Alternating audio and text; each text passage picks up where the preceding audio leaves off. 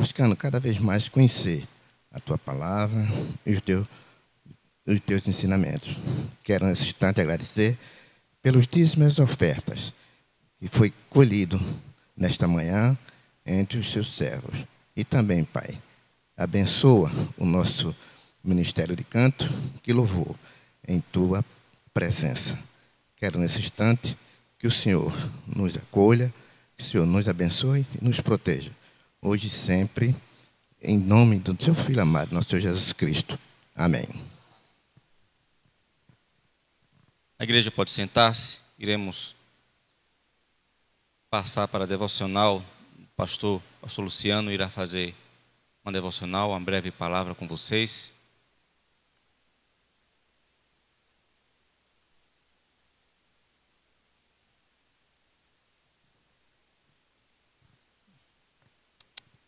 Bom dia, igreja do Senhor, graça e paz, amém?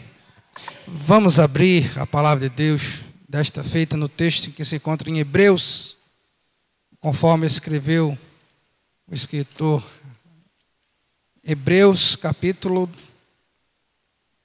10. Hebreus capítulo 10, versículos 25. Versículo 25, apenas.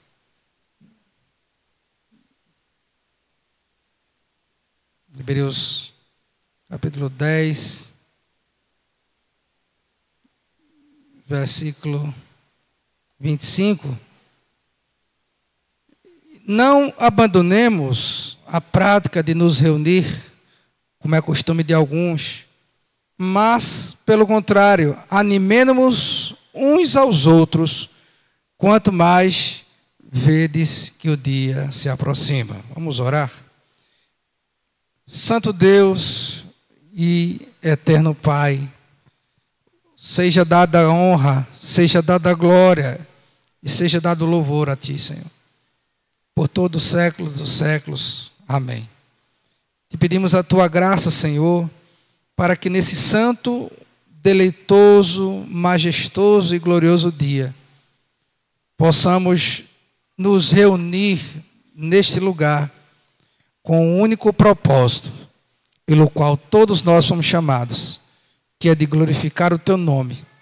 E como consequência, diz o breve catecismo na primeira pergunta, glorificar a Deus e gozar das suas bênçãos para sempre. Que bênção maravilhosa é estarmos aqui, porque pedimos ao Pai, em nome de Jesus, que ao refletirmos acerca desse texto que nós lemos, definitivamente, Senhor, que aquela decisão que outrora tomamos no dia da nossa conversão sirva para a nossa iluminação, para a nossa caminhada por todos os passos e dias de vivermos na face da terra, até que aquele grande dia se aproxime, como diz o escritor de Hebreus, onde não teremos jamais a possibilidade de nos ausentarmos da sua santa presença. Porque quando a igreja triunfante, o Senhor estará presente, o Deus Emanuel estará conosco para todo sempre. Mas até lá, Senhor, no mundo passaremos por aflições, no mundo teremos desencontros, no mundo teremos confusão, conflitos, guerras, rumores de guerra, e tudo isso pré-anuncia a volta do Senhor Jesus Cristo, a sua segunda vinda. Não nos espantemos com o estado das presentes coisas, porque tudo isto já está por Deus determinado. Perdoa os nossos pecados, Senhor. Perdoa a nossa incoerência, porque um dia que dissermos, que confessamos ao Senhor como nosso Senhor e nos tornamos, portanto, escravos do seu amor, muitas vezes temos nos rebelado contra Ti e não aceitamos a Tua correção. Perdoa-nos então, Senhor, e nos ajuda, Senhor, a caminhar na Tua presença todos os dias, até a volta de Jesus. Amém. Amados irmãos, a gente meditando sobre esse texto, pensando na devocional, na breve devocional que teremos essa manhã, a gente pensa, e às vezes a gente recebe certos questionamentos que não fazem jus com a nossa confissão. Tipo, a pergunta que eu coloquei, quando coloquei um texto para meditação, está no grupo da igreja. As pessoas nos perguntam: vocês vão na igreja esse domingo? Uma pergunta ingênua, às vezes, inocente da parte de alguns, mas que traz algumas reflexões. Essa pergunta, de fato, ela não reflete aquilo que nós professamos quando tomamos uma decisão no início da nossa fé e nos tornamos cristãos. Porque a ida à casa de Deus deveria ser uma prática costumeira e não ao contrário. A resposta óbvia seria sim, por que não? Nós deveríamos, na verdade, refletirmos que a ausência da casa de Deus no dia do Senhor seria, na verdade, um acidente de percurso ou uma coisa que se torna completamente fora do nosso controle. É a exceção à regra. Mas, infelizmente, não é de hoje. Desde os tempos apostólicos, e o texto aqui é muito claro, já substituíram aquilo que seria um costume por uma exceção. E é por isso que o escritor de Hebreus diz: não abandonemos a prática de nos reunirmos, como é de costume de alguns. Se pudéssemos parafrasear esse texto, diríamos: não deixem a prática de estarem reunidos na igreja, como é de mau costume de alguns. Essa aqui é a grande verdade. Infelizmente, nós estamos vivendo um período muito difícil. E, essencialmente, o esfriamento espiritual que a igreja está passando. Mas não é algo desse presente século. O próprio escritor de Hebreus exorta que as pessoas não tenham a prática, não tomem isso como costume, não façam da exceção, né, a regra. E repito para vocês o que é isso. A exceção é quando, por uma enfermidade, por um motivo de trabalho, por uma obra de misericórdia e graça, nós não estamos no dia do Senhor. Nós somos chamados para servir a Deus, para adorá-lo. E o santo e deleitoso dia do Senhor deveria ser adjetivos que os puritanos ingleses colocaram para o domingo. Santo e deleitoso. Santo no sentido de separado, como diz a Escritura, como nos ensina o mandamento de Deus, para guardar o dia que é do Senhor e não fazer nenhuma obra. Deleitoso, porque traria para nós deleite, prazer, alegria, conforme o Salmo 122, que diz: alegrei-me quando me convidaram, vamos à casa do Senhor. São coisas que nós precisamos refletir por toda a nossa vida. Além disso, há uma falta de compreensão por parte dos cristãos quanto à negligência dos meios de graça que Deus nos deu. E esses meios de graça, nós não podemos simplesmente achar que o encontramos em casa, ficando em casa no dia do Senhor. Uma grande mentira, usando uma expressão bem popular dos dias de hoje, a fake news desse século é dizer que você pode ser um cristão em casa, de que você pode ser uma igreja, ou ser como igreja, simplesmente estando isolado como uma ilha. Esta é a grande mentira desse século. E Satanás tem enganado a muitos com isso. Porque os meios de graça que Deus concedeu à sua igreja para esse dia, além da ministração da palavra, os sacramentos, o batismo, a ceia, são fundamentais para a vida da igreja, meus irmãos. É essencial para a nossa existência, para a nossa subsistência como povo de Deus. É conforme diz em Atos capítulo 2, todos que creram estavam juntos, tinham tudo em comum, em cada alma havia temor, e perseveravam unânimes todos os dias no templo. E é isso que o texto bíblico nos diz. Já não basta as nossas correrias do século 21, devido ao trabalho, colégios, faculdades, afazeres domésticos e N coisas que nos desviam do caminho de concentrarmos no mais essencial. Não dá para você dizer: depois eu ajeito minha vida espiritual, eu agora vou correr atrás da minha vida profissional. Não dá para colocar em segundo plano: depois eu vou à igreja e me alimento da palavra, agora eu vou procurar lazer, descanso. Eu estou muito cansado.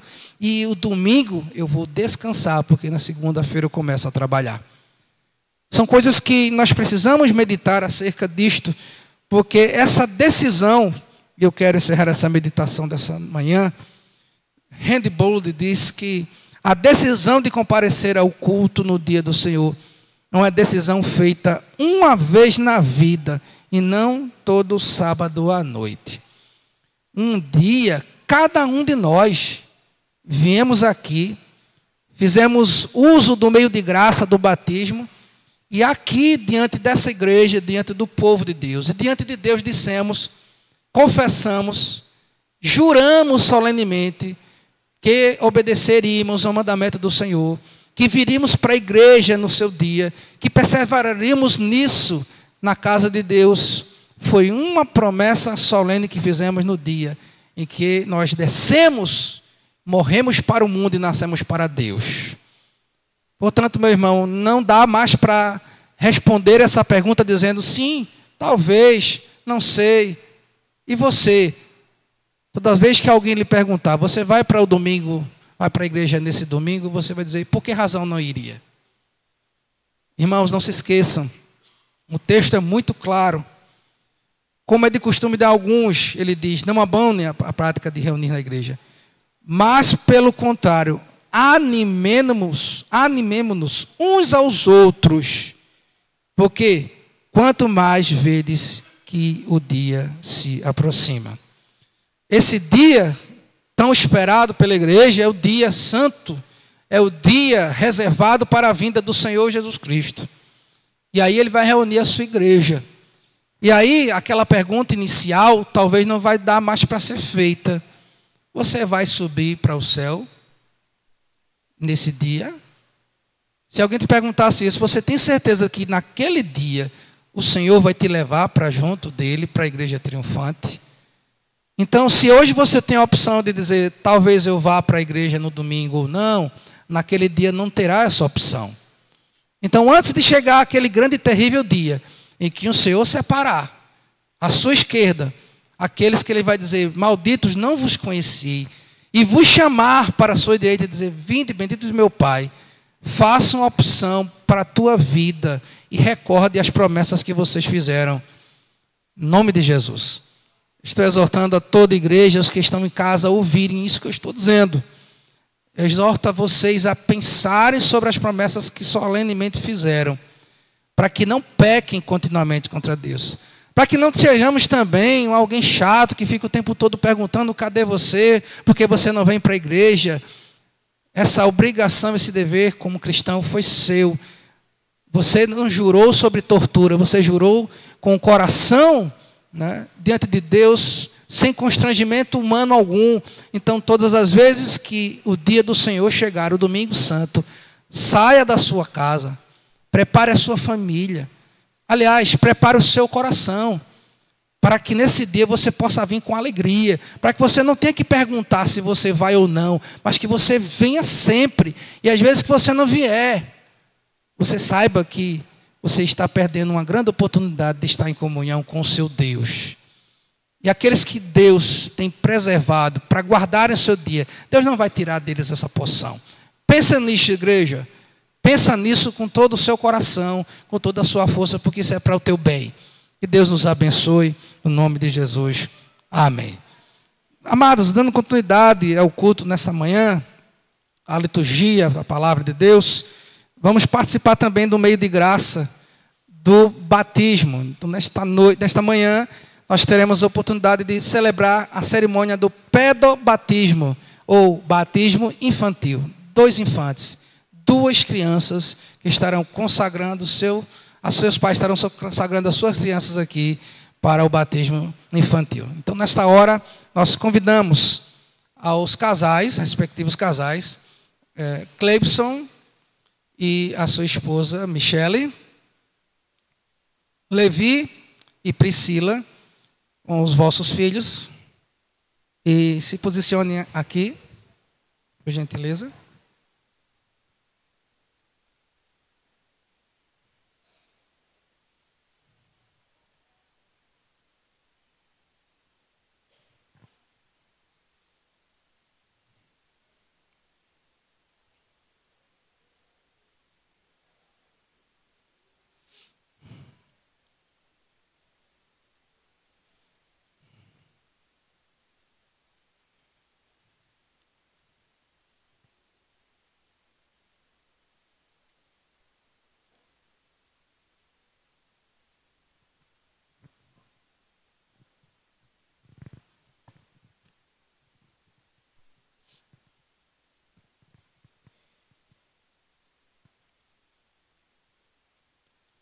O batismo é um sacramento da nova dispensação instituída por Senhor Jesus Cristo, a qual a aspersão com água, no nome do Pai, do Filho e do Espírito Santo, é um sinal, é o selo da nossa união com Cristo, do resgate dos vossos pecados pelo sangue da regeneração dos nossos corações, pelo Espírito Santo, na nossa adoção como filhos de Deus e da ressurreição para a vida eterna.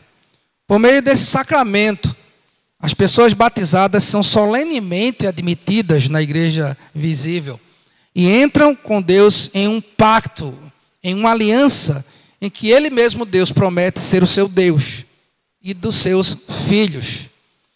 Vemos, pois, que o nosso Deus não somente se apiedou de nós, adultos, admitindo-nos no número dos seus filhos e na comunhão da igreja, mas também se compadeceu da nossa descendência, dos nossos filhos, conforme Gênesis 17, 7. E embora os filhos dos crentes também pertençam à raça de Adão, posto que caíram juntamente com ele, e tenham por isso uma natureza corrupta, corrompida pelo pecado, conjuntamente com os adultos, Deus também os aceita e adota no número daqueles que constituem o seu povo, em virtude deste pacto. 1 Coríntios 7, 14. Assim, os filhos dos crentes não têm menos direito hoje ao sacramento do batismo do que o da descendência de Abraão tinha no rito da circuncisão. De outro modo, a Escritura não daria aos filhos dos crentes o nome de santos, conforme disse Paulo em 1 Coríntios 7, 14. Com que, na Sagrada Escritura, são designados membros dessa igreja. Nem tampouco nosso Senhor os teria tratado nesta relação, dando-lhes a sua bênção e declarando em Marcos 10, 14, dos tais é o reino dos céus. E agora que Deus vos concede esse grande privilégio de lhe dedicardes esse vosso filho, exorto-vos a que declarais a vossa fé e reconheçais de forma solene os deveres que tendes para com Deus e para com esta igreja, em referência a esta criança, respondendo sinceramente às perguntas que faremos. Então, a pergunta é conjunta e os quatro responderão. Credes em Deus Pai Todo-Poderoso, Criador dos céus e da terra? Credes em Jesus Cristo, seu único Filho, nosso Senhor, o qual foi concebido por obra do Espírito Santo, nasceu da Virgem Maria, padeceu sob o poder de Pôncio Pilatos, foi crucificado, morto e sepultado. Ressurgiu dos mortos ao terceiro dia, subiu ao céu e está sentado à mão direita de Deus Pai Todo-Poderoso, de onde há de vir para julgar os vivos e os mortos. Credes? Credes no Espírito Santo, em uma só igreja santa universal, na comunhão dos santos, na remissão dos pecados, na ressurreição do corpo e na vida eterna. Credes?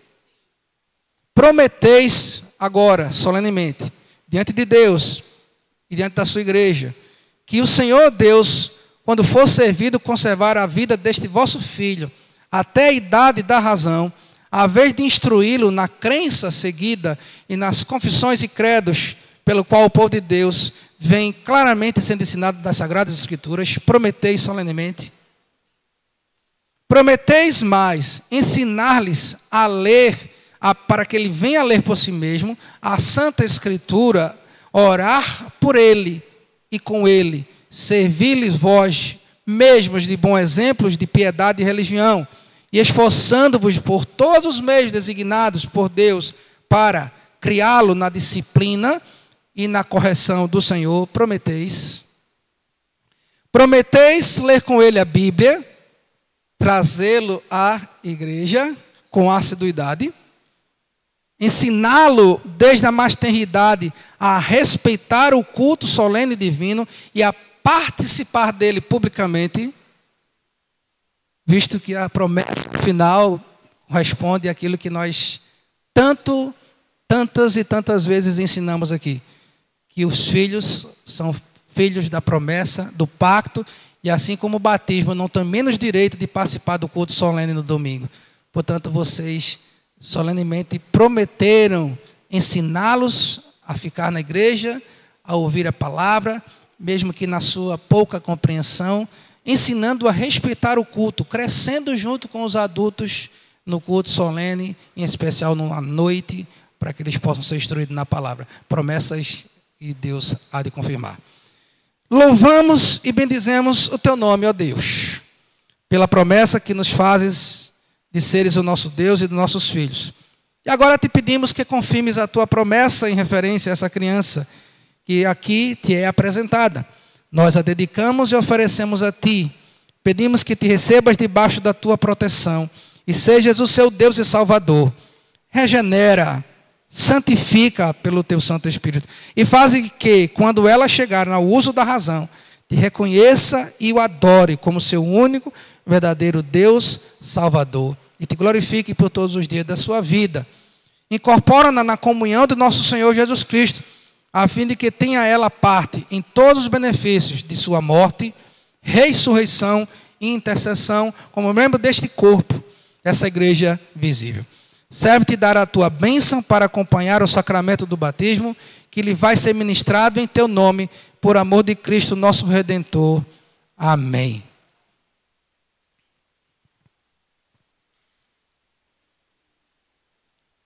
Clara, filha do pacto, eu te batizo em nome do Pai, do Filho e do Espírito Santo.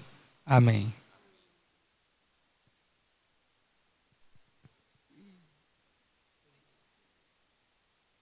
Sofia, filha da aliança, eu te batizo em nome do Pai, do Filho e do Espírito Santo. Amém.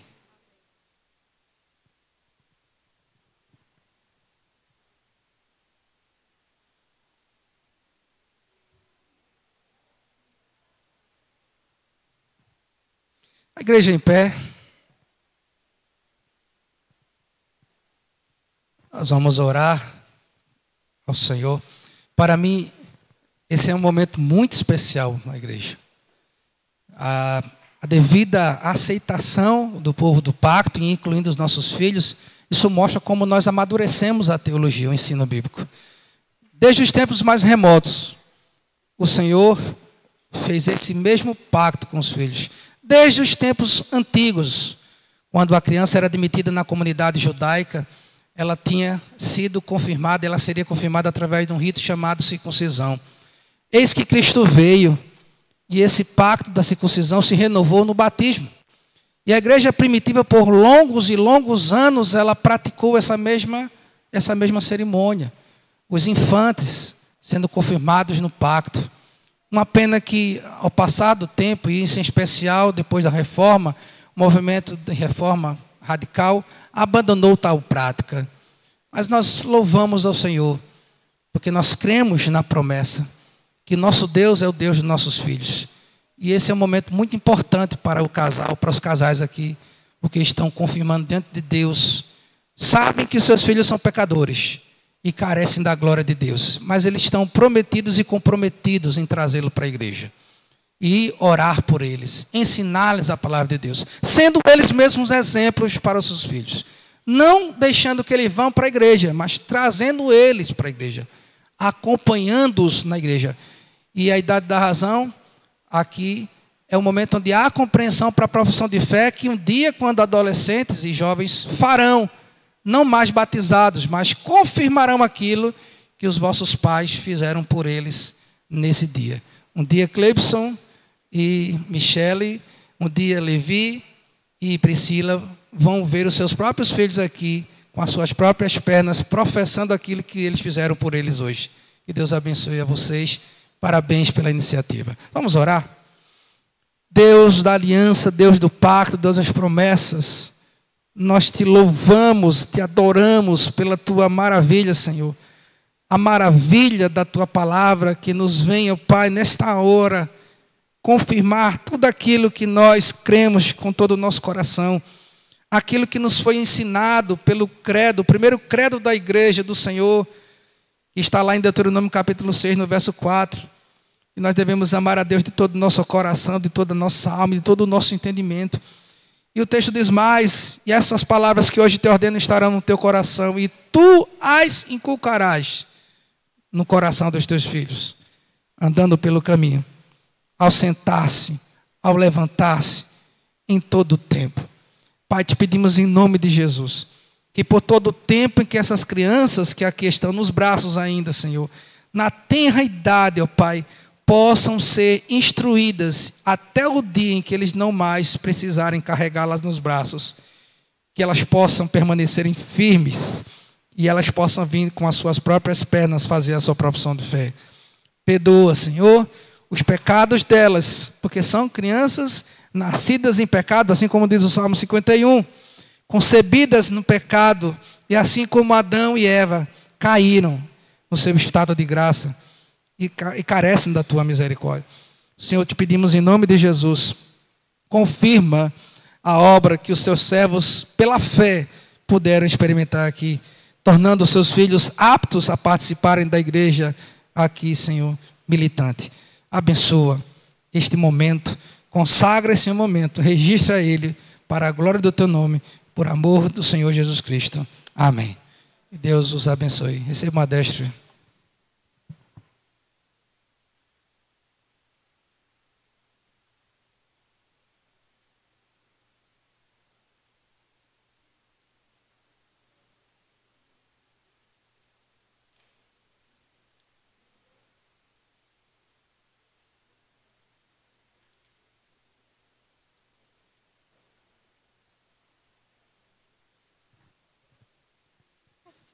Os irmãos podem sentar. Vamos passar agora a palavra para o momento da divisão de classe.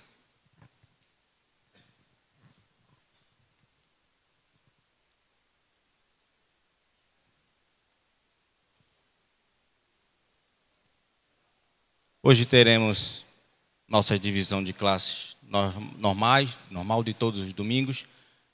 Nosso licenciado, irmão Cleibson, irá dar aula aqui. O pastor Luciano irá ficar com catecúmene e nossas professoras na sala de aulas. Os irmãos já podem sair para suas salas. É o tempo do Cleibson aqui preparar o seu material. Apenas 5 minutinhos.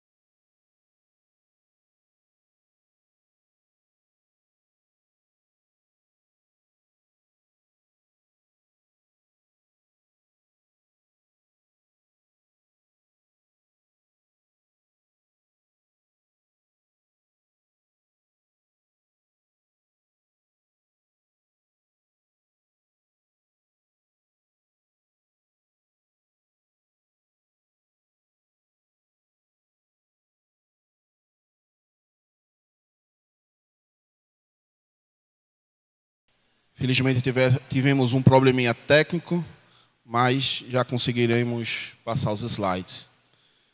Meus irmãos, vamos dar continuidade ao nosso estudo na Confissão de Fé do Westminster. A Confissão de Fé do Westminster é o nosso documento histórico, produzido no século XVII pelo colegiado dos puritanos. É um dos elementos da nossa pública confissão de fé, juntamente com o breve catecismo, confissão de fé de Westminster e o catecismo maior. Nós estudamos todo domingo uma sessão da nossa confissão de fé. Estamos no capítulo 7. O capítulo 7 trata a respeito do pacto de Deus com os homens. E estamos finalizando na próxima semana o capítulo 7. Hoje estudaremos 3 sessões. Sessão número 4, 5, 6. Pode passar, João.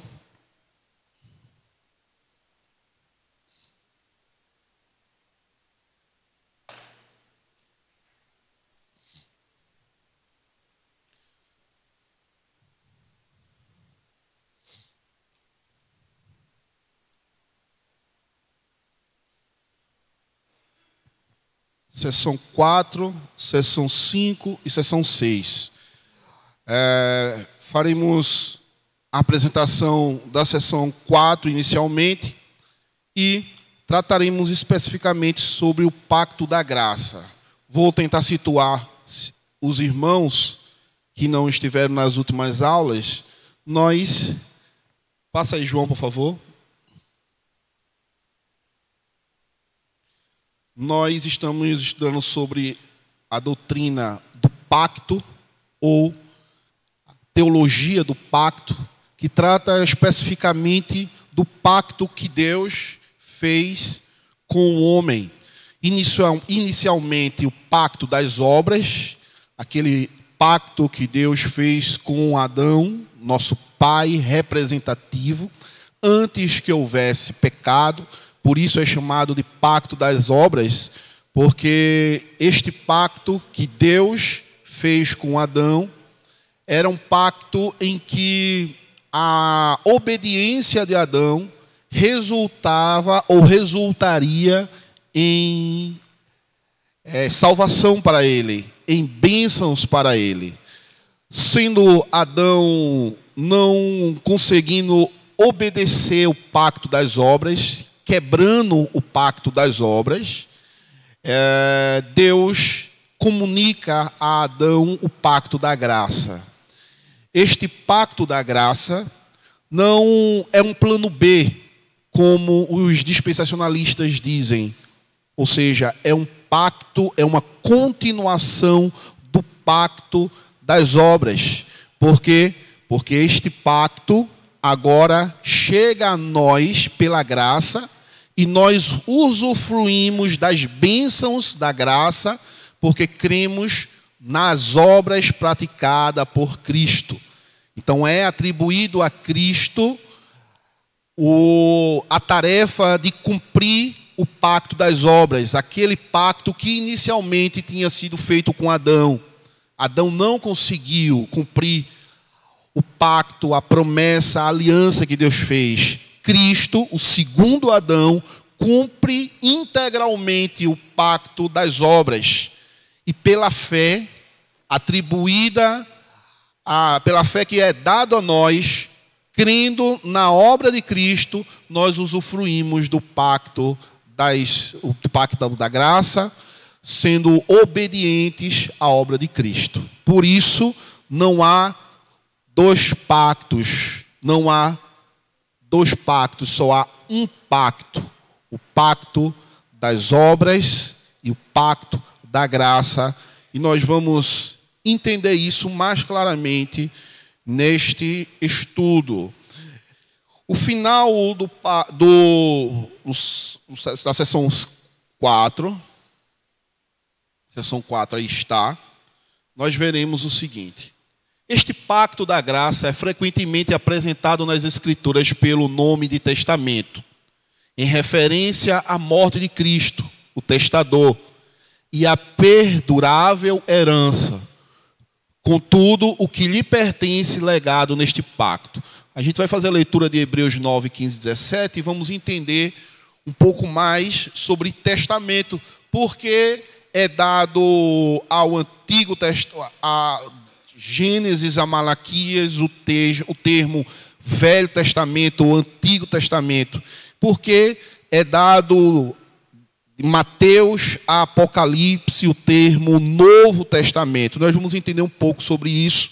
Vamos caminhar pela seção 5, entender mais sobre as figuras do Antigo Testamento e, na seção 6, as figuras e o cumprimento das promessas no Novo Testamento. A gente tivemos hoje o pé do batismo, né? Batismo infantil. E veremos também nessa aula um pouco sobre o batismo infantil, porque vamos entender que o batismo infantil é um cumprimento daquilo que está no início do pacto, daquele pacto que Deus fez com Abraão, de que todas as famílias, ou melhor, a aliança que Deus fez com Abraão, de que todas as famílias seriam abençoadas a partir dele, a partir de Abraão. E a gente vai ver que esta aliança se cumpre e chega no Novo Testamento sob uma nova forma. E é por isso que eu vou trazer 2 livros aqui, Teologia do Batismo, tá? É um livro da editora Paulinas, ou seja, um livro católico. Então, neste livro, aqueles que quiserem entender mais sobre a doutrina católica de regeneração batismal, aquilo que nós, como protestantes, presbiterianos, não entendemos. Então, mas aqueles que quiserem entender, estudar mais sobre o batismo, então tem a oportunidade de entender sobre regeneração batismal, aquilo que nós não entendemos ser bíblico. Então, Teologia do Batismo de Walter Golder é um liberal, e Batismo Infantil, publicado pela editora Os Puritanos, tá? Escrito por John Sartelli, John Evans, Paulo Anglada e Joseph Pipa. Então, o que os pais deveriam saber acerca deste sacramento? Então, são 2 livros. Esse aqui é um pouco mais difícil de achar, mas ainda é possível achar este livro. Este é bem acessível no site da editora Puritanos ou mesmo nas lojas da editora Puritanos. Você vai entender tudo sobre batismo infantil, sobre pedobatismo. Nós vamos ouvir um pouco mais sobre isso, mas não de forma tão exaustiva, porque teremos no capítulo 22, vamos estudar só sobre os sacramentos, é um capítulo da nossa confissão de fé, e no capítulo 23, aí trataremos especificamente, de forma bastante exaustiva, minuciosa, sobre o que é batismo, porque o capítulo 23 vai tratar sobre batismo, ok? Dito isto, então, vamos a esse texto. Gostaria que os irmãos abrissem Hebreus, capítulo 9, verso 15 e 17. Daí temos a referência do que é testamento, porque as Escrituras traz esse conceito de testamento, visto que a ideia da nossa confissão é que, em referência à morte de Cristo, o testador, quem é o testador? É Cristo o testador, é a perdurável herança com que tudo que lhe pertence legado neste pacto, ou seja, aqueles que estão no pacto, ligados ao pacto, eles receberão na morte de Cristo as bênçãos oriundas do pacto. Ou seja, o testamento é dado não em vida, o testamento é dado na morte. E na morte de Cristo, as bênçãos de Cristo é outorgada a aqueles que de forma redentiva pactuaram com Cristo e receberam a herança do pacto.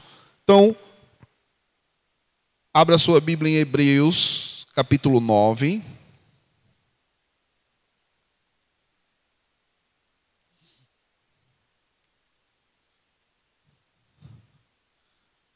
a partir do versículo 15,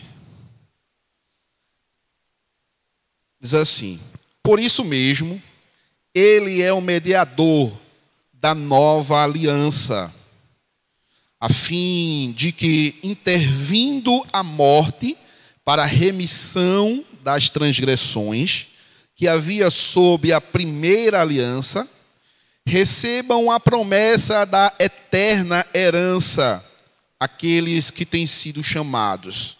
Porque onde há testamento, é necessário que intervenha a morte do testador, pois um testamento só é confirmado no caso de mortos, visto que de maneira nenhuma tem força de lei enquanto vive o testador.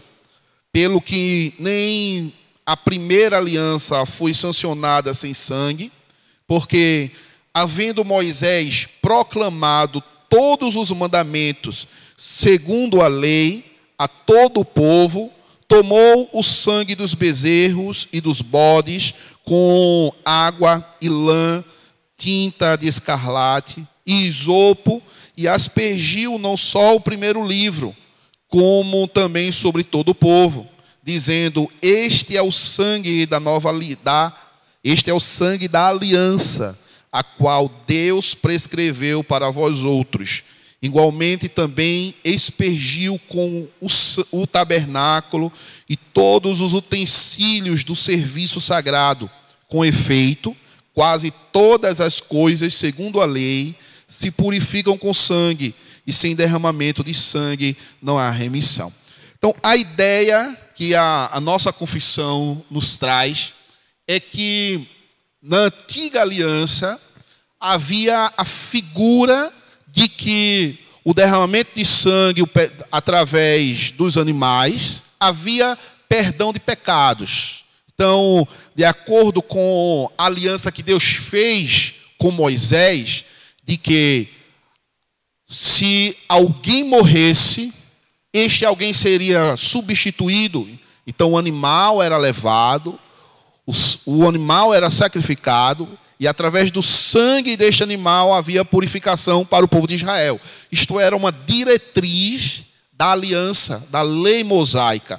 Então o povo era abençoado por perdoar os seus pecados por um ano. Mas no próximo ano, eles deveriam repetir o ritual de sacrifício de animais. Porém, no Antigo Testamento era uma figura para aquilo que viria, para o porvir, para aquilo que lá na frente viria. Por isso, o testamento ainda não tinha sido dado, segundo o que o escritor aos Hebreus diz aqui no capítulo 9.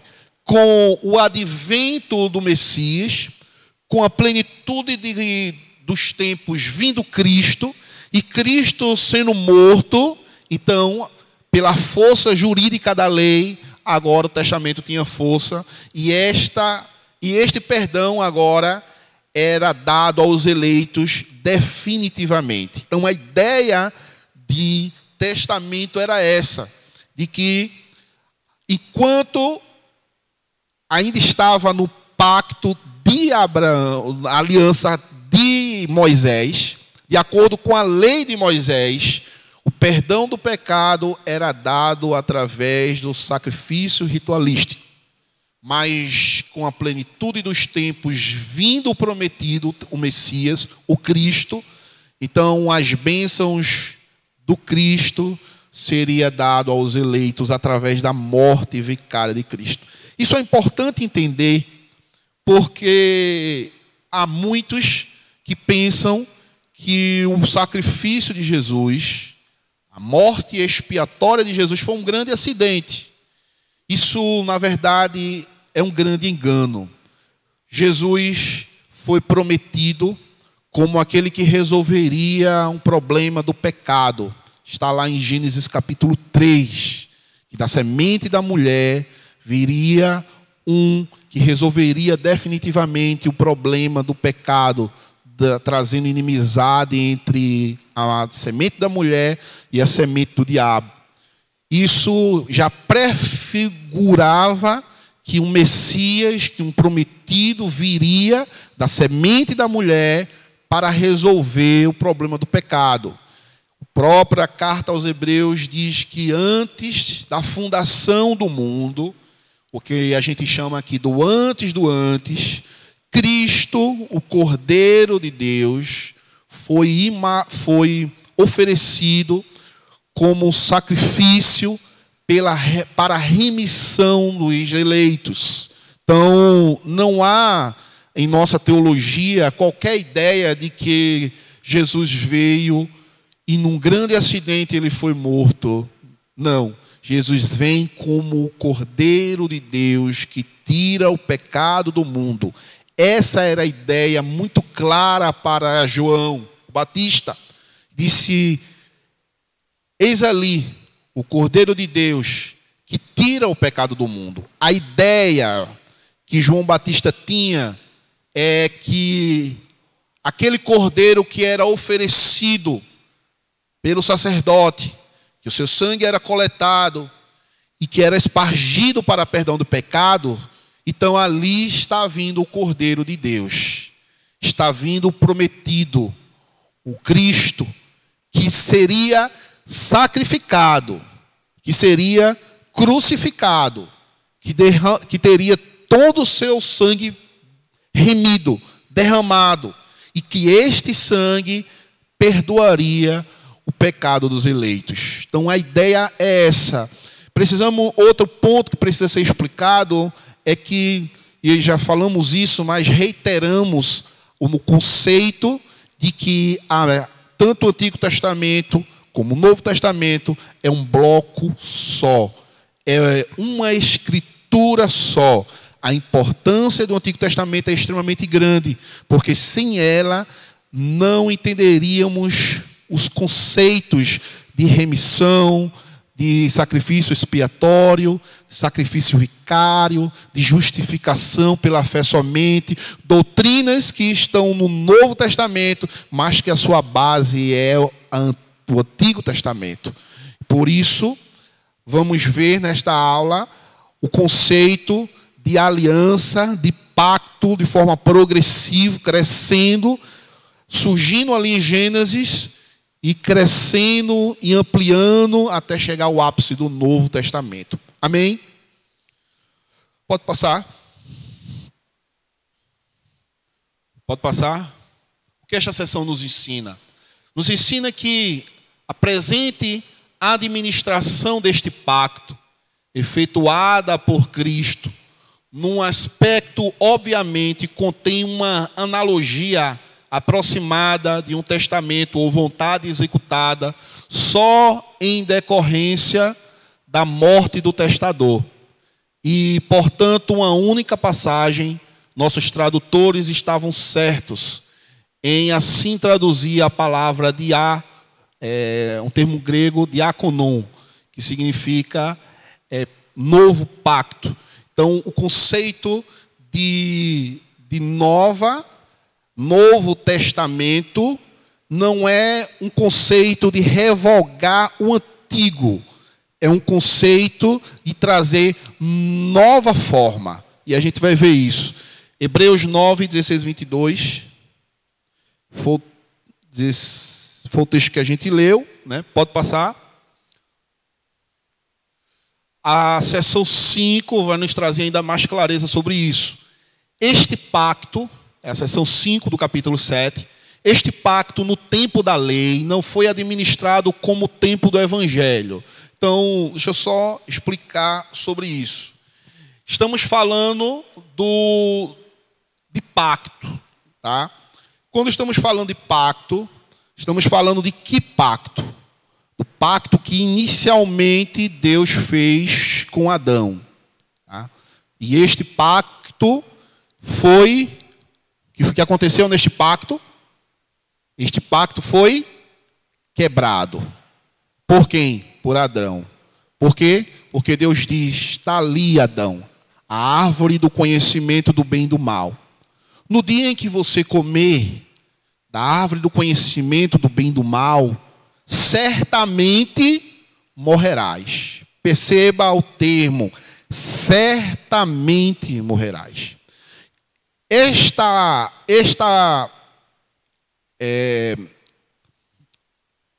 eu ver o termo mais apropriado.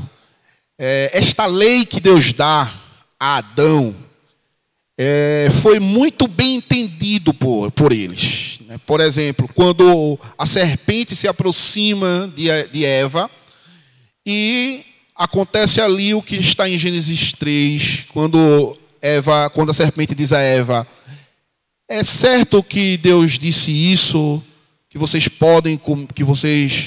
não podem comer da árvore do conhecimento do mal, bem do mal. O que é que Eva diz? Nós não podemos nem tocar. Então, perceba a clareza que Eva tem em que havia uma lei estabelecida por Deus, de que Deus disse: não coma da árvore do conhecimento do bem e do mal, porque no dia que você comer, certamente morrerá. Então, o conceito do pacto que Deus faz com o primeiro casal é completamente entendível para ele, de que havia um pacto, havia uma aliança, e que, segundo esta aliança, o cumprimento dela era a vida. Vocês, não quebrando a aliança, vocês terão vida. Mas se vocês quebrarem a aliança, vocês terão morte. Então, o primeiro pacto é quebrado. E aí Deus entra na situação com o pacto e institui um pacto da graça. E este pacto é um conceito de mediador.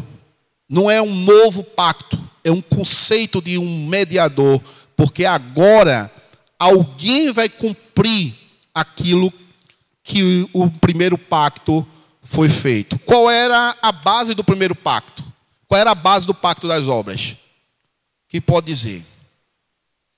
A base do pacto das obras era, muito bem, quem disse? Parabéns, obediência. A base do pacto das obras era obediência. E o pacto que Deus, o pacto da graça, qual é a base do pacto da graça? Obediência. A nossa? Não, a de Cristo. Cristo integralmente obedece em tudo o Pai. Em todos os detalhes. Quando Cristo vem, ele é extremamente obediente em tudo ao Pai. Até quando a situação é completamente adversa e ele sabe que vai ser morto, sabe que vai ser humilhado, vai sofrer sacrilégio, vai sofrer escárnio, vai receber a cruz, vai receber a coroa, vai ser morto na cruz. Quando a missão chega num estado extremamente difícil, e ele diz: Pai, passa de mim este cálice sem que eu beba. Ao mesmo tempo, ele diz: mas não seja feita a minha vontade, seja feita a tua vontade. Então, Cristo, ele é obediente até a morte de cruz. Em todo o seu ministério, a base do pacto é a obediência. Eu disse aqui na primeira aula que Deus não necessitava entrar no pacto com Adão. Deus não tinha necessidade. Mas por voluntária condescendência, Deus se submete a estar num pacto, voluntariamente a entrar no pacto com Adão. E este pacto é o pacto das obras e a sua base é a obediência. Adão não se sustentando, por quê? Por que Adão quebra este pacto? Porque Adão não tinha uma coisa que nós temos. O que é que nós temos e que Adão não tinha? Nós temos o quinto ponto do que a gente chama de tulipe. 5 pontos calvinistas. Quem sabe? Qual é o quinto ponto? perseverança dos santos. Quando Deus cria Adão, Deus cria Adão perfeito, um ser perfeito. Mas na sua constituição não tinha uma coisa que não tinha aquilo que o manteria perfeitamente estável para todo sempre. Que é onde os arminianos caem nesse erro e chamam de livre-arbítrio. Adão nunca teve livre-arbítrio. Nenhum ser humano, nenhum ser teve livre-arbítrio. Livre-arbítrio é algo que só é atribuído a Deus. Porque liberdade plena somente Deus tem. Não é, o homem não é levado a algum conceito que interfira ele em sua composição, de que ele não sairá daquele caminho. Então, Adão, ele não tinha livre-arbítrio. E por isso, ele não tendo perseverança dos santos, ele cai. Nós, caídos, temos a perseverança dos santos. Por quê? Porque a perseverança dos santos, quem guarda a nossa salvação, não é nós, é Cristo. Mesmo que quiséssemos cair, não cairíamos da graça, porque Cristo mantém os eleitos. Alguém levantou a mão? Na minha concepção, para mim, Adão teria livre-arbítrio limitado? Não. Não entendi. Livre-arbítrio limitado, no caso de Adão? Não existe esse conceito de livre-arbítrio limitado, né? Ou é livre-arbítrio ou não é livre-arbítrio, né? O que a gente pode entender como um livre-arbítrio ilimitado? O próprio termo, etimologicamente, nos explica. Arbítrio. O que é arbítrio? Arbítrio é escolha. Eu posso escolher algo. Livre é livremente, sem nenhuma interferência, eu escolher algo. Agora, o que a gente precisa ficar claro para nós é o conceito de livre-arbítrio.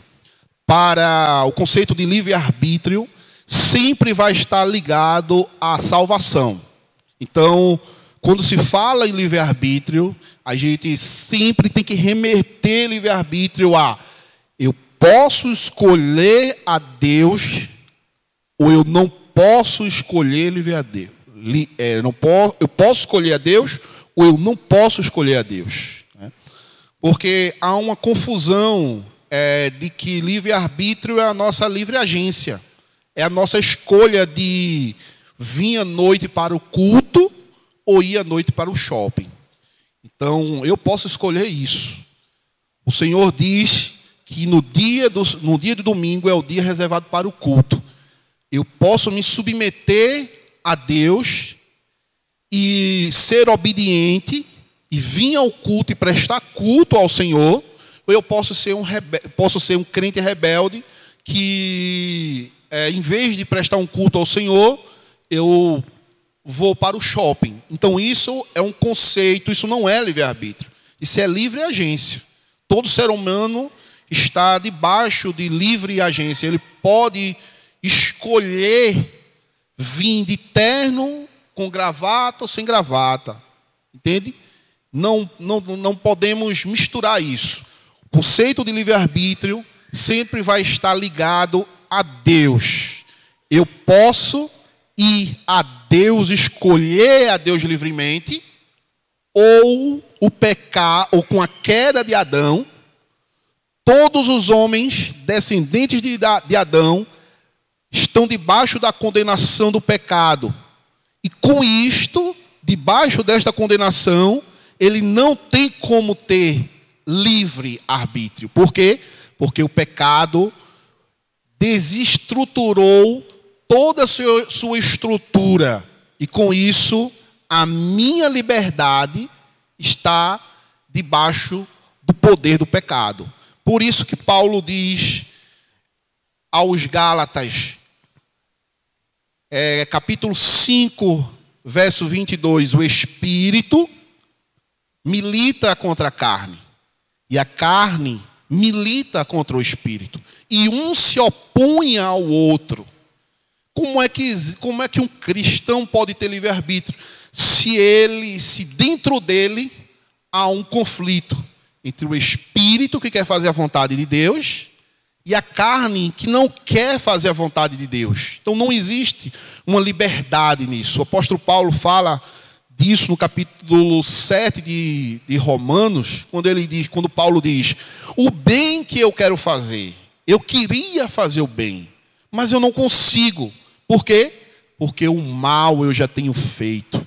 Como conseguimos ter essa liberdade para escolher a Deus, se dentro de nós há uma força maior? Entende? Então, esse é o conceito de livre-arbítrio. Ou o homem tem livre-arbítrio, ele não tem. Então, não existe esse termo livre-arbítrio limitado. Adão também não tinha. Adão apenas tinha uma composição que dava a ele a condição de cumprir os mandatos de Deus. E qual era um dos principais mandatos? Mandato social: produza cultura, administre a terra, tenha filhos. Mandato criacional, cultural, social. Seja próspero na terra em que o Senhor te dá.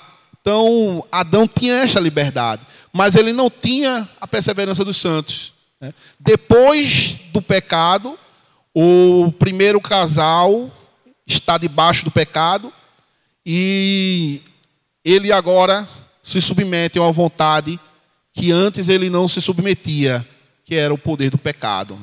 Então, isso quebra completamente esse conceito de liberdade. O homem não tem esse conceito de liberdade. Mais alguma pergunta? Pode passar. Não, segura aí, João. Então veja, este pacto no tempo da lei não foi administrado como no tempo do Evangelho. Sob a lei foi administrado por promessas, profecias, sacrifícios, pela circuncisão, pelo Cordeiro Pascual e outros tipos e ordenanças dadas ao povo judeu, prefigurando tudo. Prefigurando Cristo que havia de vir. Por aquele tempo, essas coisas, pela operação do Espírito Santo, foram suficientes e eficazes para instruir e edificar os eleitos na fé do Messias prometido, porque tinha plena remissão dos pecados e a vida eterna. Essa dispensação chama-se o Velho Testamento. Veja o seguinte, algo extremamente importante. Sob a lei, lá em cima, sob a lei do administrado, sob a lei foi administrado por promessas, profecias, sacrifícios, pela circuncisão, pelo Cordeiro Pascual e outros tipos de ordenanças dadas ao povo judeu. Então, no pacto das obras, na antiga aliança, tudo foi dado de forma embrionária. Que termo é esse? É o termo que a gente aplica para algo que é dado inicialmente. E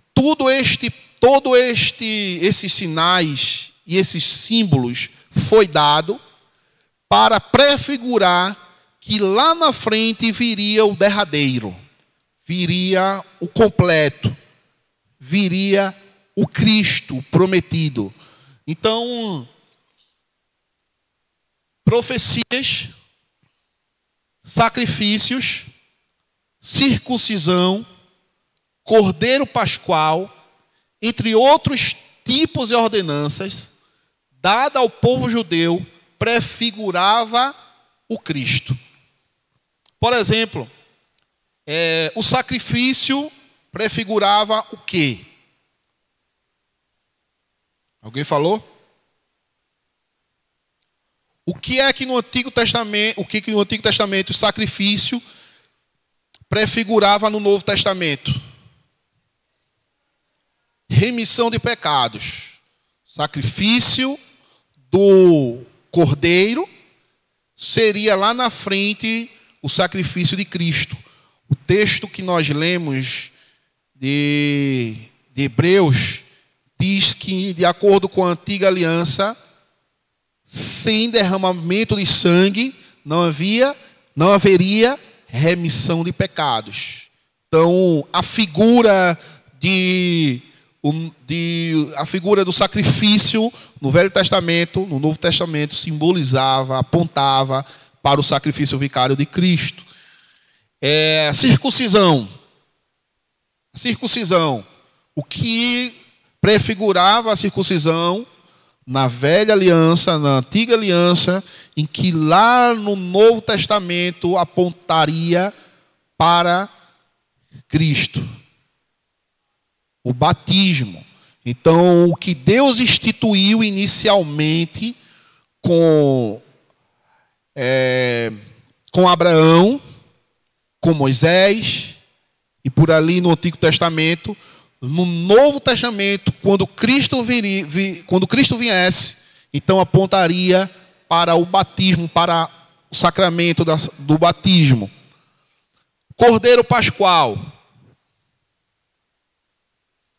Cordeiro Pascual. O Cordeiro Pascual simbolizaria o Cristo, que seria também morto. Agora, o evento ali, a ocasião do cordeiro apontaria para a ceia, né? Os elementos, como por exemplo, o pão asmo. O que é que simbolizava o pão asmo?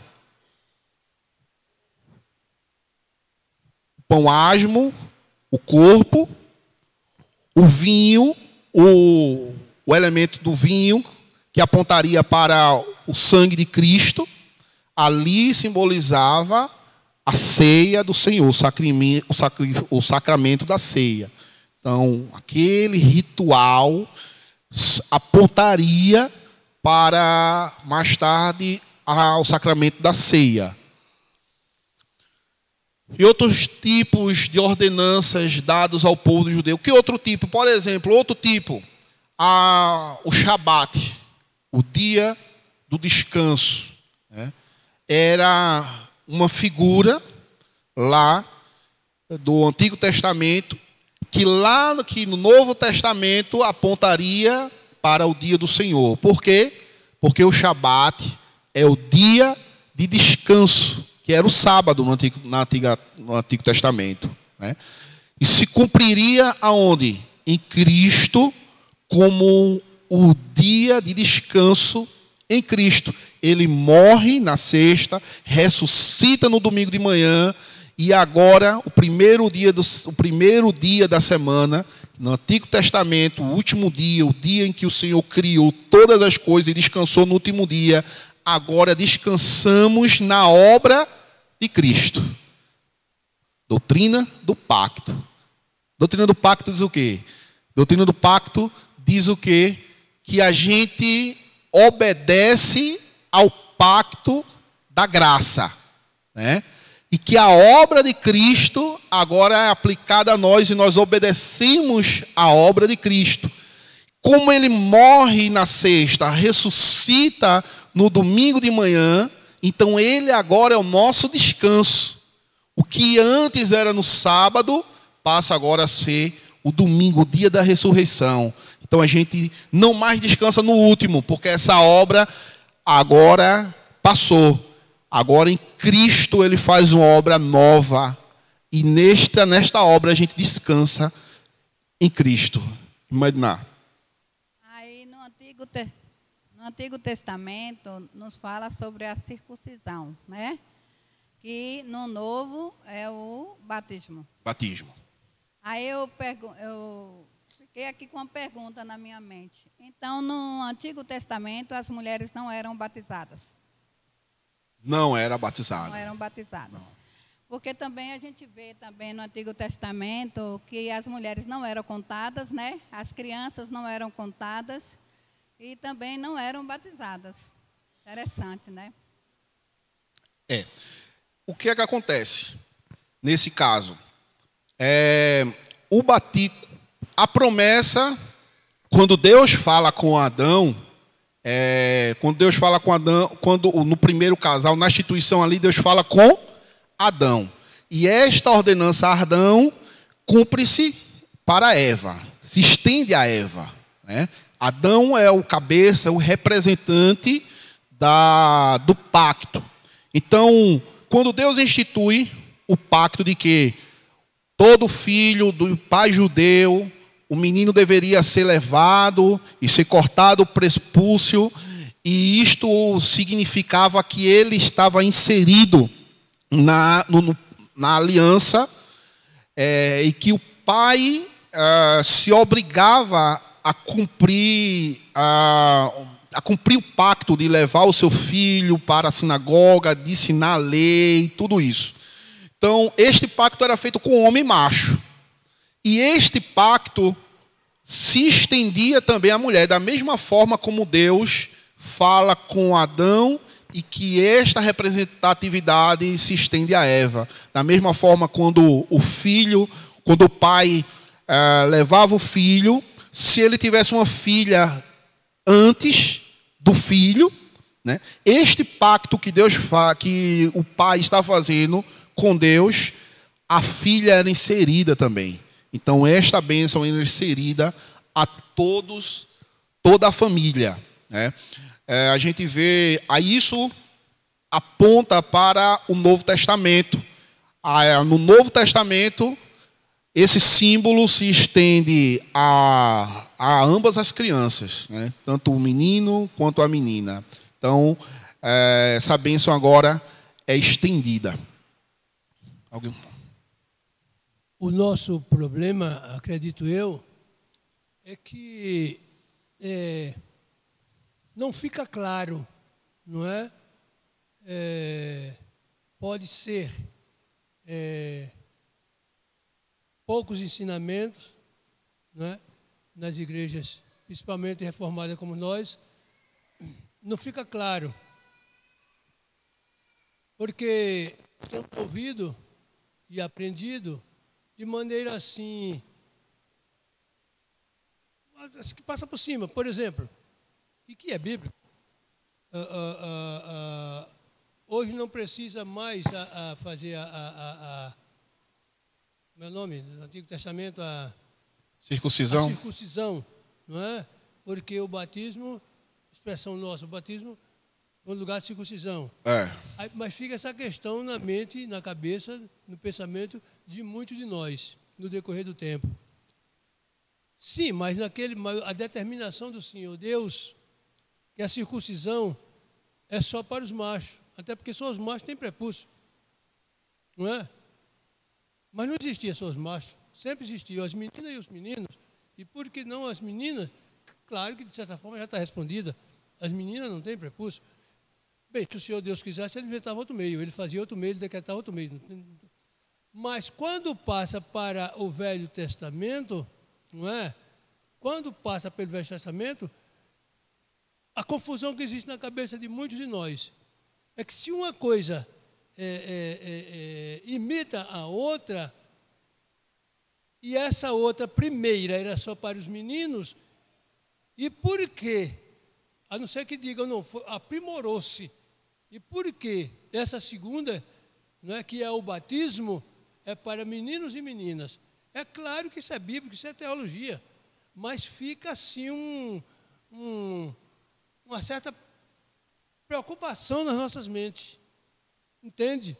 Às vezes eu entendo que é falta, vamos dizer assim, com todo respeito a quem estiver doutrinando, ensinando, dando estudo e por aí vai, de colocar essa coisa, clarear mais na mente de muitos nós crentes. Veja, quando própria confissão, ela vai trazer essa clareza, quando ele diz o seguinte: sob a lei foi administrado por promessas, profecias, sacrifícios, pela circuncisão, pelo cordeiro pascual e outros tipos de ordenanças dadas ao povo judeu, prefigurando tudo. Cristo que havia de vir por aquele tempo, essas coisas, pela operação do Espírito Santo, foram suficientes e eficazes para instruir e edificar os eleitos na fé do Messias prometido, por quem tinham plena remissão dos pecados e a vida eterna. Essa dispensarão foram chamados do Velho Testamento. Passa mais um aí, João. Passa mais uma. Vamos ao... Pode passar. Passa mais uma. A própria confissão nos ajuda nisso. Aí, veja. Seção 7. Sob o Evangelho, então agora estamos na nova aliança, certo? Tínhamos a antiga, agora estamos na nova aliança. Sob o Evangelho, quando foi manifestado Cristo, a substância, as ordenanças pelas quais este pacto é dispensado, são pregação da palavra e administração dos sacramentos do batismo e da ceia do Senhor. Por estas ordenanças, posto que poucas em números e administradas com maior simplicidade e menor glória externa, o pacto é manifestado com maior plenitude, evidência e eficácia espiritual a todas as nações, aos judeus, bem como aos gentios. É chamado Novo Testamento. Não há, pois, dois pactos de graça diferentes em substância, mas um e o mesmo sob várias dispensações. Então, o que é que essa seção nos ensina? Essa seção nos ensina que aquilo que no Antigo Testamento tinha figuras, símbolos, agora em Cristo ela se cumpre. E ela se cumpre em dois. Onde no Antigo Testamento tinha vários, no Novo ela se cumpre em dois. Batismo e a ceia. E esses dois elementos, eles, por exemplo,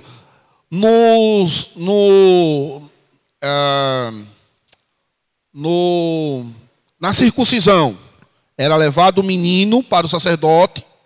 O menino tinha a pele do prepúcio cortada e ali uma prefiguração de sangue, né? Sangue. Então é um estabelecimento de um mandamento. No Novo Testamento é a água. O símbolo do Novo Testamento é a água. Então é mais simples, né? Há uma simplicidade na ordenança, né? Aquilo que no Antigo Testamento era mais complexo, no Novo se torna mais simples. E essa simplicidade, ela é instituída para que houvesse clareza no povo de Deus, né? Como o Senhor disse, não tinha condições da mulher ser cortada o prepúcio, né? A mulher não tem prepúcio. Então, mas por que Deus institui que a família da aliança é incluída no pacto? E por isso vêm as meninas. Por quê? Para o judeu não tinha essa dúvida. O judeu não tinha, uma coisa que não tinha essa dúvida. Por que não tinha? Porque para o judeu era muito claro que a ordenança era para o homem.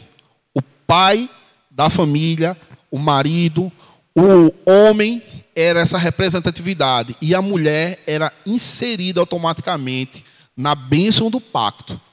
Para nós cristãos é comum essa dúvida. Nós não somos judeus, né? Nós não temos esse entendimento de que para Deus o homem tem uma autoridade. Deveríamos ter uma consciência mais bíblica, que o homem tem um papel diante de Deus e que a mulher tem outro papel diante de Deus, e que no Novo Testamento isso é chamado de submissão, e que não menospreza a mulher em nada, porque a ela é dada uma missão que é diferente da missão do homem, e é uma missão abaixo, uma submissão.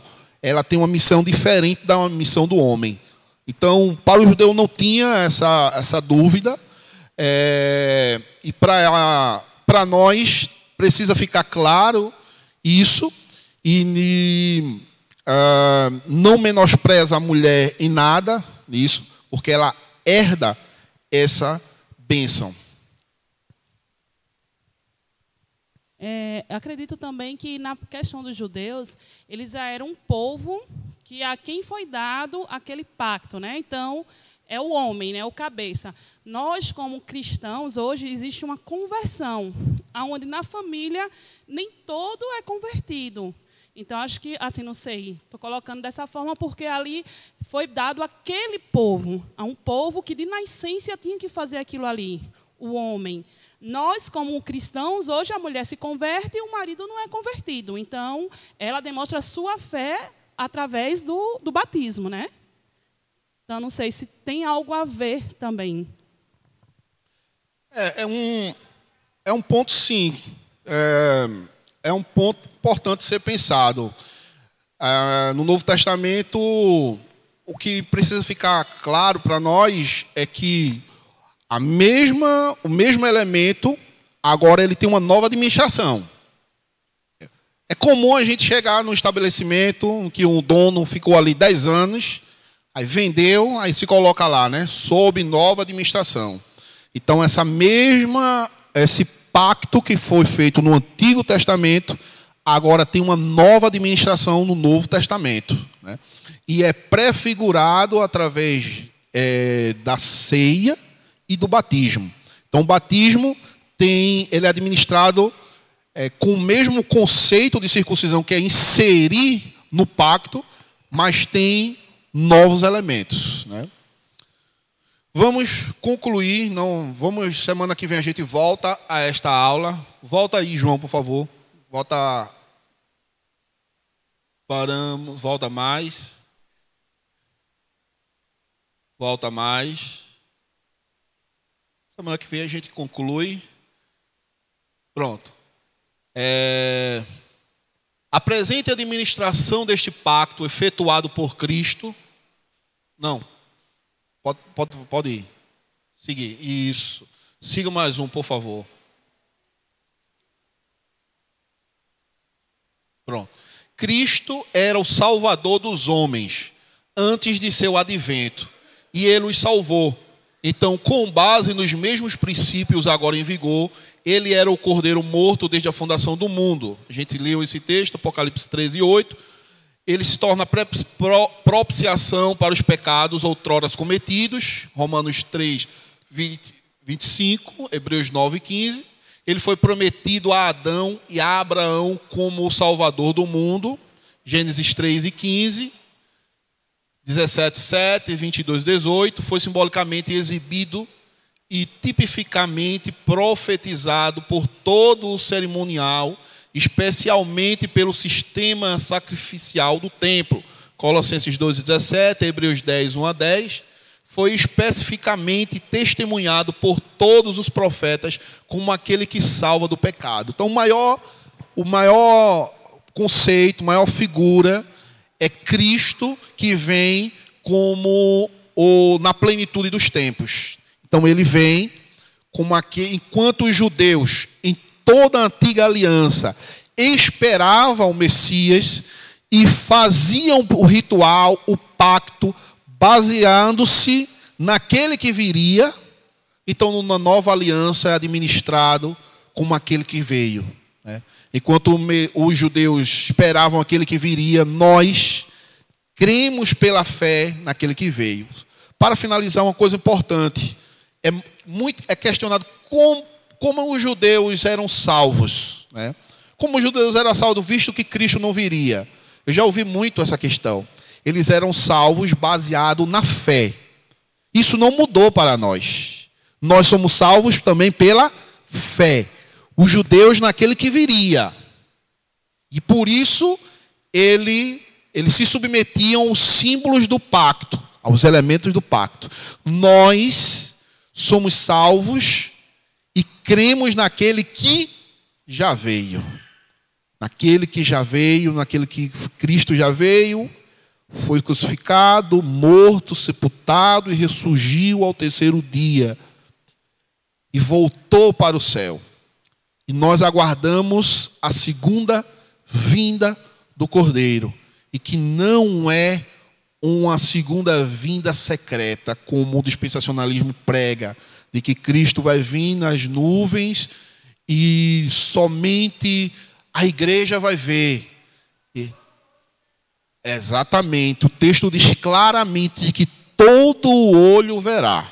Mas o dispensacionalista vai dizer, eu já vi até, é incrível isso, eu já vi até uma vez um carro escrito atrás, né, dizendo assim, em caso de arrebatamento, este veículo vai ficar desgovernado. Não sei se vocês já viram, eu já vi. Então, isso é baseado no quê? No conceito dispensacionalista de arrebatamento secreto, né? Mas a Bíblia claramente diz que Cristo vai vir nas nuvens e todo olho verá, tanto os homens salvos como os perdidos, tanto os eleitos como os réprobos, todo olho verá a segunda vinda do Cordeiro de Deus. E aí cumprir-se-á aquilo que nas Escrituras está escrito. Então, aquilo que é mortal se revestirá da imortalidade. Então, tragada será a morte na vitória. Em 1 Coríntios, Paulo diz, e no 1 Tessalonicenses, e no abrir e no piscar de olhos, nós subiremos. Mas primeiro os mortos ressuscitarão. Depois nós, que estamos vivos, ressuscitaremos e estaremos para sempre com o Senhor. Então, meus irmãos, as Escrituras é um bloco único, um bloco sólido, que começa com uma perspectiva na antiga aliança, e essa perspectiva vai crescendo, a revelação vai crescendo, e se torna ampla e clara em Jesus Cristo. E por fim, ele finaliza, fechamos no livro de Apocalipse, com o fechamento de todas as coisas. Ficamos de pé. Vamos orar ao Senhor. Próxima semana vamos dar continuidade. Felizmente hoje tivemos um probleminha técnico, não conseguimos passar perdemos tempo com a passagem dos slides e não conseguimos concluir essa aula de hoje, mas concluiremos na próxima semana. Vamos fazer a leitura da confissão. Você já tirou aí, João? Vamos fazer a leitura do breve catecismo? Por favor.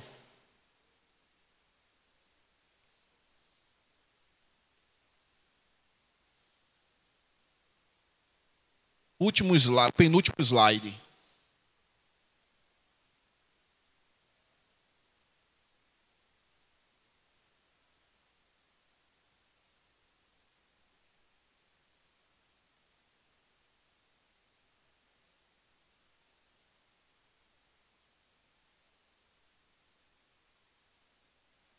Isso.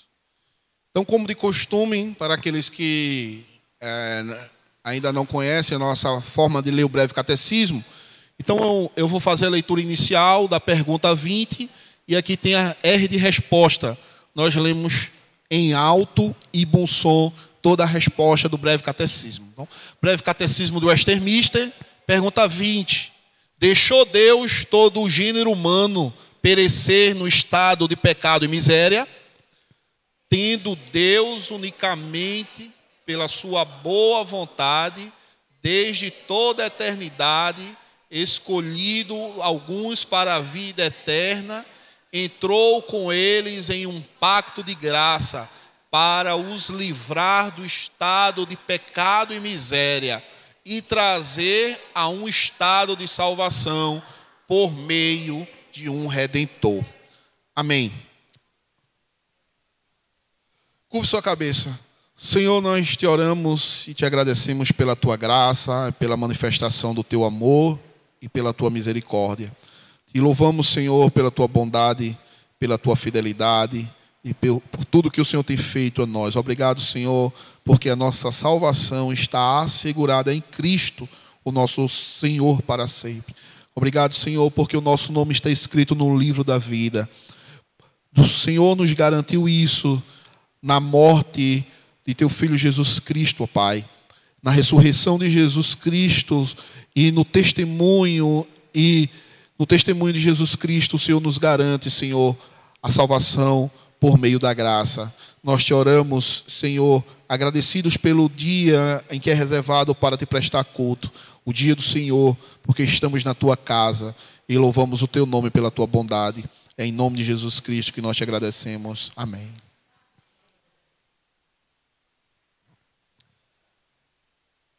Encerramos assim a nossa escola dominical com o nosso estudo. Agradecido a todos que se fizeram presentes de uma maneira especial aos visitantes, não é? E acredito que todos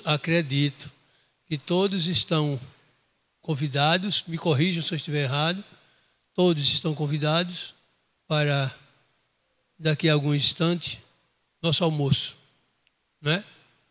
Nosso almoço. E que o Senhor Deus seja glorificado. Os avisos. Claudionor.